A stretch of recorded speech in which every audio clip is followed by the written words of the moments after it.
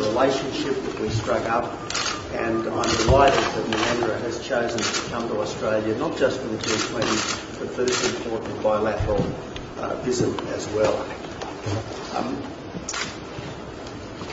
India, as we know, is one of the world's emerging superpowers. India, I often say, is the emerging democratic superpower of Asia. We in Australia tend to associate India with cricket and with sport.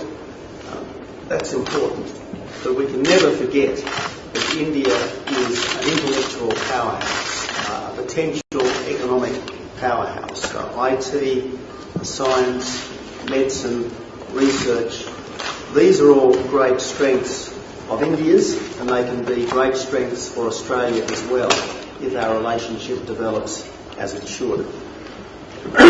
The trade relationship is underdeveloped, and Prime Minister Modi and I have spent quite some time this morning talking about what we need to do to really crank up the trade relationship.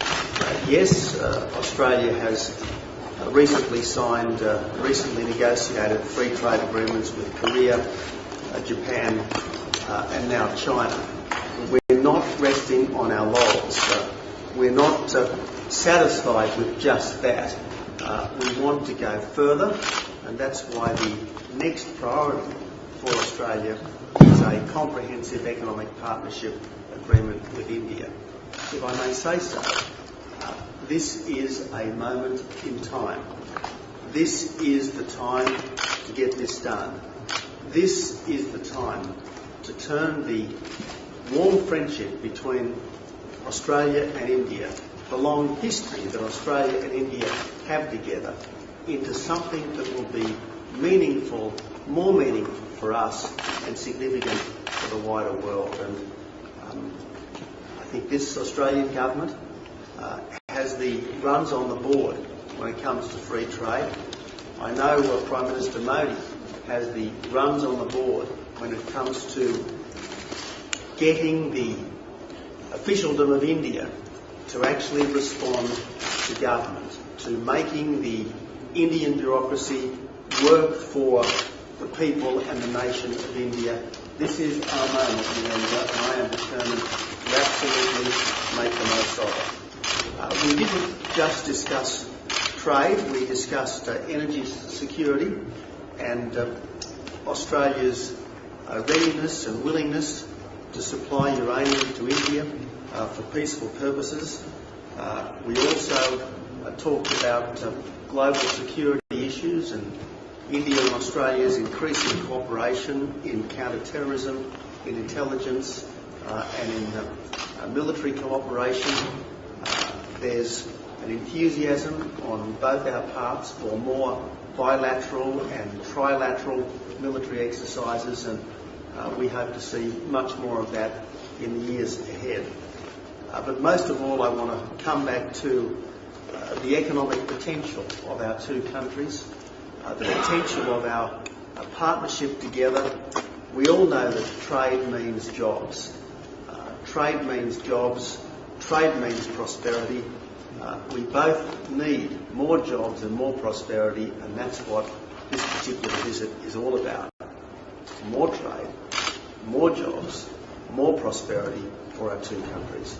And again, thank you so much for being here. I really do welcome you to our country. His Excellency, Prime Minister Tony Abbott, friends from media. I thank Prime Minister Abbott, the people and the federal and the state governments of Australia for wonderful visit so far. Prime Minister Abbott and I have spent the last week together at the East Asia Summit, the G20, and for this bilateral summit. This reflects the broad framework of our relationship defined by a growing partnership in the cause of a peaceful and prosperous world, and a strong and broad-based bilateral relationship. This is a natural partnership arising from our shared values and interests and our strategic maritime location. India and Australia have a great economic synergy.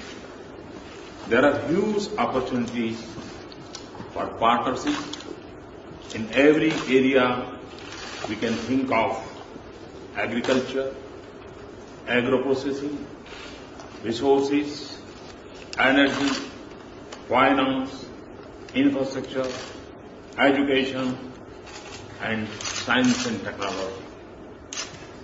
The economic climate in India has changed.